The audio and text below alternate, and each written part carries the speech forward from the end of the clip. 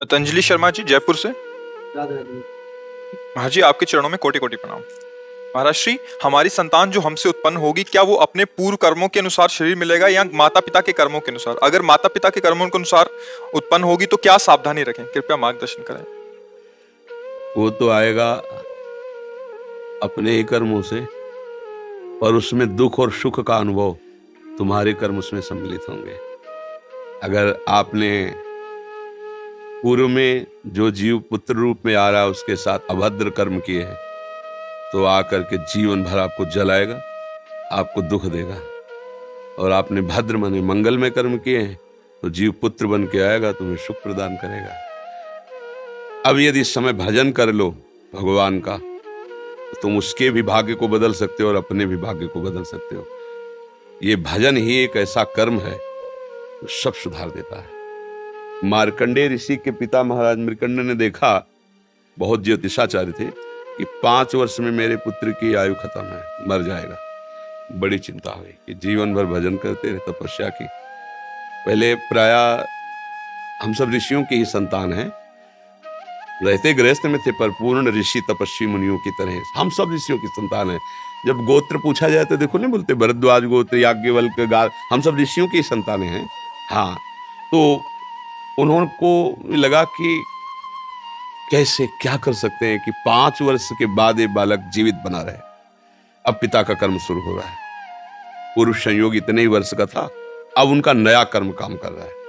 उन्होंने विचार किया, भगवान के भक्तों और संतों में विशेष सामर्थ्य है। यदि संतों को साष्टांग दंडवत करे और संतों का आशीर्वाद मिले तो मैं इसे मृत्यु से भी बचा सकता हूं। उनको पता था, उनकी श्रद्धा थी, उनकी भावना थी। तो प्रायः पवित्र नदियों के किनारे ही ऋषियों के आश्रम होते थे, तो गंगा जी के समीप ही तो घाट में खड़ा कर देते। जो भी संत दिखाई देते, वैष्णव तिलक या शैव तिलक, वो सबको आदेश कर, छोटा सा बालक 2 वर्ष 3, साष्टांग प्रणाम करो, साष्टांग प्रणाम करो। उनकी सेवा ये थी, प्रसाद पाओ और जाके घाट में खड़े हो, जो भी संत दिखाई दे साष्टांग प्रणाम करो। एक दिन प्रच्छन्न वेश से गुप्त रूप से सनक सनंदन सनातन सनत कुमार भी, अब आपको क्या पता कौन महात्मा किस कोटि का किस वेश में तुम्हारे पास बैठा है, या तुम्हारे संग वार्तालाप कर रहा है, या तुम्हें कभी मिल सकता है, हमारी दृष्टि नहीं ना। और वो दिव्य महापुरुष थे और वो देखा करते थे। जो साष्टांग प्रणाम किया तो चारों संत वेश में थे, उनका चिरंजीवी भव, बस वो आ गए। अब महाराज मेरी दृष्टि अचूक है, आप सनक सनंदन सनातन सनत कुमार चारों ब्रह्म कुमार है ना, प्रच्छन्न वेश से आप घूम रहे हैं, ये तो अभागी है, 5 वर्ष में इसकी मृत्यु हो जाएगी। और आप कह रहे चिरंजीवी भव, तो आपके वचन मिथ्या या इसका भाग्य मिथ्या?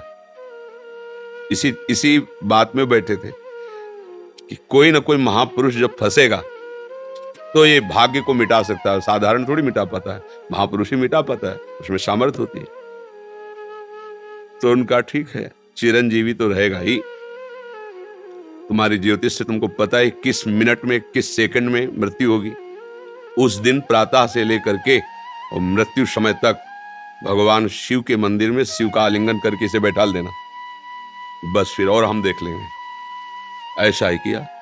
चारों ब्रह्म कुमार दरवाजे पे खड़े हो गए। तो ऐसे पुरुषों के पास यमदूत नहीं आते, साक्षात धर्मराज आते हैं। धर्मराज ने देखा सनक सनंदन सनातन सनत कुमार, तो उनका इस जीव का समय हो रहा है, आप आदेश करें तो मैं इसे ले जाऊं। बोले मैंने तो चिरंजीवी भव कहा है। बोले ब्रह्मा के आप पुत्र हैं, ब्रह्मा के द्वारा ही विधान किया जाता है। तो इतनी वार्ता हो ही रही थी कि भगवान शंकर प्रकट हो गए और उनका कि कुछ बदलना नहीं है, 5 वर्ष की आयु ना, हाँ 5 वर्ष रहे, मेरी आयु के 5 वर्ष रहे। भगवान ब्रह्मा जी एक सुई लेकर के ऐसे कमल में छेदे थे, आका 1 वर्ष हो जाता है। वो क्रम जब समय का नहीं, जैसे उत्तरायण दक्षिणायन देवताओं के दिन रात, ब्रह्मा जी का दिव्य 100 वर्ष का जो आयु का विवरण है ना, उसको जब पढ़ो तो होश खराब हो जाएगा। एक दिन में 74 मनु बदल जाते हैं, इंद्र बदल जाते हैं एक दिन में।